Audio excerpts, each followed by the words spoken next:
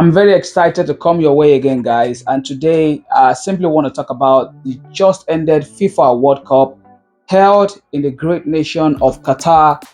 For me, it's one of the best ever FIFA World Cup that I've ever seen. I've been watching the World Cup since the Italian 1990, but my freshest memory of the World Cup, of course, it's in 1994, right here in the United States. But this World Cup in Qatar is actually the best.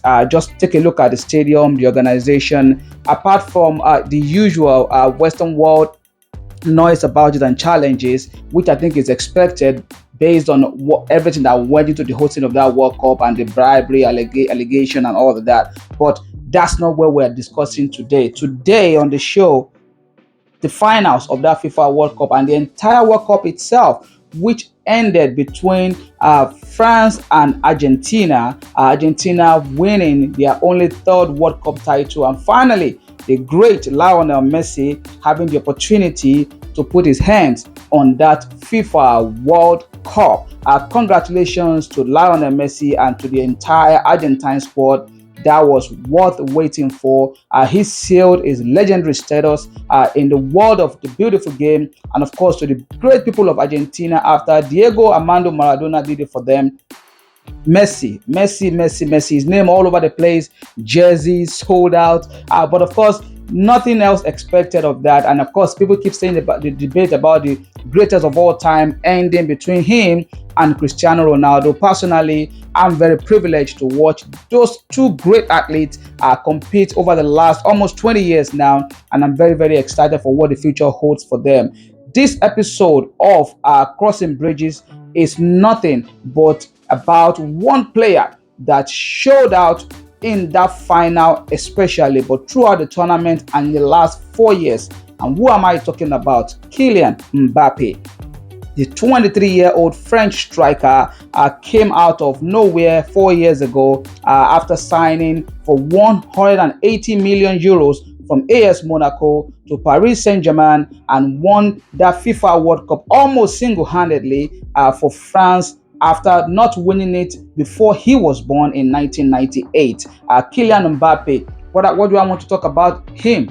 The mindset of Kylian Mbappe. You need to watch that World Cup final. If you watch that game again very well, for the first 65 minutes, Kylian Mbappe did not have one shot on target.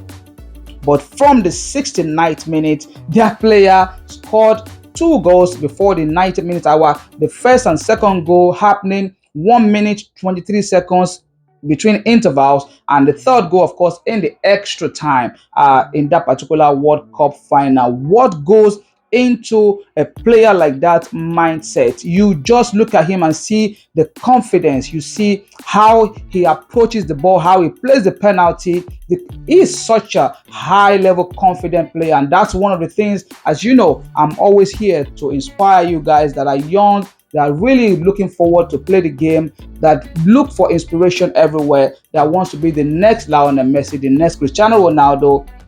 The debate has already started if Kylian Mbappe can also be considered greatest of all time, which we know is what we do in the media. But of course, I think personally for me, he has sealed that place already, and there's still so much more to come from him.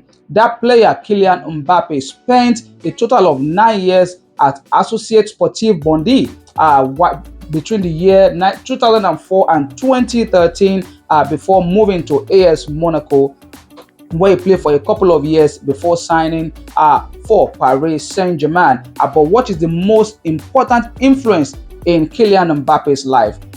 That is his father. His father, named Wilfried Mbappe, is from Cameroon, and he was the first coach and the greatest influence in Kylian Mbappe's life. A lot of people do not take a look at some of this deeper part of an athlete or a player of what goes into making them who they are. At the age of 18, Mbappe made senior debut for the French national team, but of course his father was the entire thing that went into making Mbappe who he is, by being his friend first, and of course being his coach from a teenager. His father has not just trained Kylian Mbappe as a successful football player, he has also worked on other young players like Saliba of Arsenal and a couple of others that Wilfred Mbappe has trained. And that tells you something about why you must have a very important influence in your life. Your parents might not be that for you, but it is very important for you to have someone that you look onto around you. It could be your coach, it could be a brother in the neighborhood, it could be someone that is playing the game before you